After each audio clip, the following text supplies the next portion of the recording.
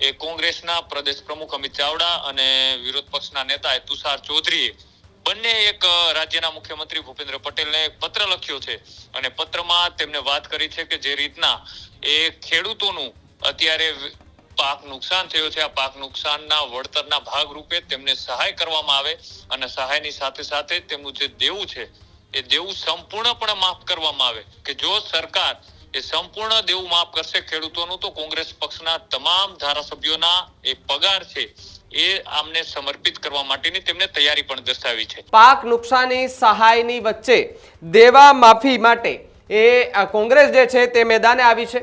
અમિત ચાવડા અને તુષાર ચૌધરીએ સીએમ ભૂપેન્દ્ર પટેલને આજે પત્ર લખ્યો છે। સાથે જ સરકાર ખેડૂતોના દેવા માફ કરશે તો કોંગ્રેસના ધારાસભ્યોના પગાર જે છે તે આપી દેવામાં આવશે।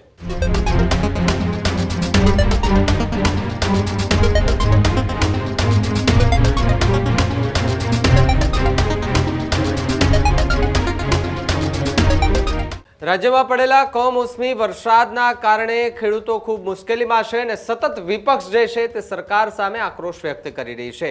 ત્યારે ફરી એકવાર સૌથી મોટા સમાચાર કે જે રાજ્યના ખેડૂતોની વહારે કોંગ્રેસ અત્યારે સતત ને સતત જોવા મળી રહ્યું છે। બીજી તરફ જો વાત કરવામાં આવે તો પાક નુકસાની સહાયની વચ્ચે દેવા માફી માટે એ કોંગ્રેસ જે છે તે મેદાને આવી છે। અમિત ચાવડા અને તુષાર ચૌધરીએ સીએમ ભૂપેન્દ્ર પટેલને આજે પત્ર લખ્યો છે। ખેડૂતોના સંપૂર્ણ દેવા માફી માટે પત્ર જે છે તે લખવામાં આવ્યો છે। સાથે જ સરકાર ખેડૂતોના દેવા માફ કરશે તો કોંગ્રેસના ધારાસભ્યોના પગાર જે છે તે આપી દેવામાં આવશે। ધારાસભ્ય તરીકેના મળતા કોંગ્રેસના તમામ ધારાસભ્યોના પગાર આપવાની વાત એ પત્રની અંદર કરવામાં આવી છે। ત્યારે ધારાસભ્યોના જે પગારો આવી રહ્યા છે એ પગાર એ કદાચ જો સરકાર એ દેવું માફ કરે તોની વાત છે તો કોંગ્રેસે કહ્યું છે કે અમે અમારા ધારાસભ્યોના પગાર છે એ આપી દેશું। અમિત ચાવડા અને તુષાર ચૌધરીએ સીએમ ભૂપેન્દ્ર પટેલને પત્ર લખ્યો છે અને આ પત્રની અંદર આ ઉલ્લેખ જે છે તે કરવામાં આવ્યો છે।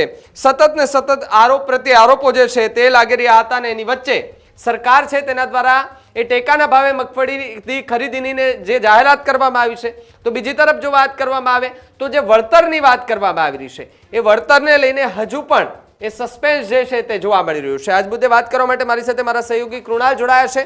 કૃણાલ, જે રીતે કોંગ્રેસના દિગ્ગજ નેતાઓએ પત્ર લખ્યો છે અને પત્ર લખ્યા બાદ એમાં ઉલ્લેખ કરવામાં આવ્યો છે કે જો દેવું માફ કરે સરકાર તો પછી અમારા ધારાસભ્યોના પગાર એ આપી દેવામાં આવશે।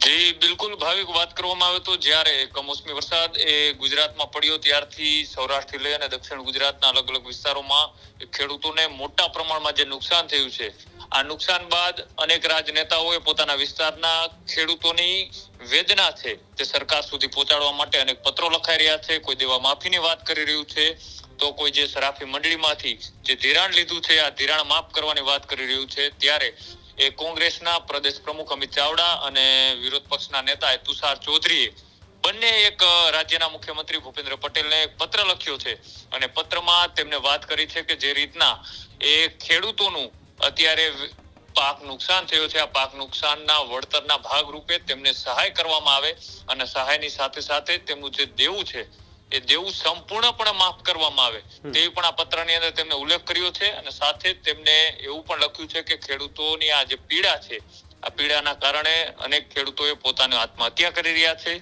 તો કોઈના ઘરે નજીકમાં લગ્ન આવી રહ્યા છે। આવી અનેક સમસ્યાઓથી જે ખેડૂતો પીડાઈ રહ્યા છે તેની વારે કોંગ્રેસે પત્રમાં એવો પણ ઉલ્લેખ કર્યો છે કે જો સરકાર એ સંપૂર્ણ દેવું માફ કરશે ખેડૂતોનું તો કોંગ્રેસ પક્ષના તમામ ધારાસભ્યોના એ પગાર છે એ આમને સમર્પિત કરવા માટેની તેમને તૈયારી પણ દર્શાવી છે। આ પત્ર તેમને રાજ્યના મુખ્યમંત્રી ભૂપેન્દ્ર પટેલને લખ્યો છે અને સાથે તેમને કોરોના કાળના એ દિવસો પણ યાદ કર્યા હતા અને તેમને કહ્યું હતું કે કટોકટીની જે સમસ્યા સર્જાઈ હતી એ પૂરા દેશ અને પૂરા વિશ્વની અંદર જે કોરોનાએ કહેર મચાવી હતી ત્યારે પણ ધારાસભ્યોના પગાર એ અમુક સમય માટે સરકારે આની અંદર સમર્પિત કરી દીધા હતા।